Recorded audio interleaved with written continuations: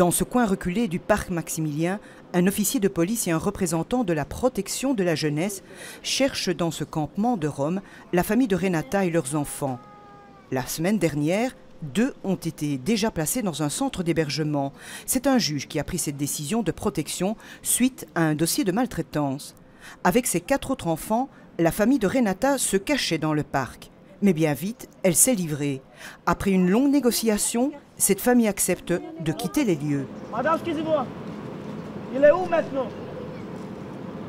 2 voitures embarqueront les 4 enfants vers un centre d'hébergement. Les parents ont aussi suivi les autorités sous les yeux des autres occupants du camp. Le papa et la maman étaient méchants avec les enfants? Oui. Oui. Oui.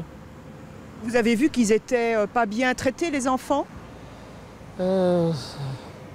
Il y a une sorte de pression dans le camp, dans le campement ici, de la part d'autres familles qui ont peur que la police vienne par la force les prendre et que du coup il y ait des soucis et autres.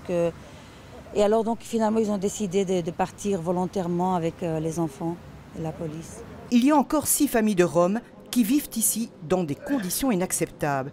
Elles sont aidées par des bénévoles. Pour eux, cette maltraitance est aussi liée à la précarité absolue. Ils ont des cuisinières, ils arrivent encore un petit peu à cuisiner avec les petites... C'est pour se laver, tout ça, comment ils font? C'est très compliqué, il faut les accompagner loin d'ici, donc dans des douches publiques où il faut parfois payer, parfois gratuitement. Mais c'est très compliqué, ou alors ils font leurs toilettes dans des petits seaux avec le peu d'eau qu'ils ont. Ces Roms se trouvent dans une situation dramatique. En permanence, ils vivent dans la crainte d'être expulsés.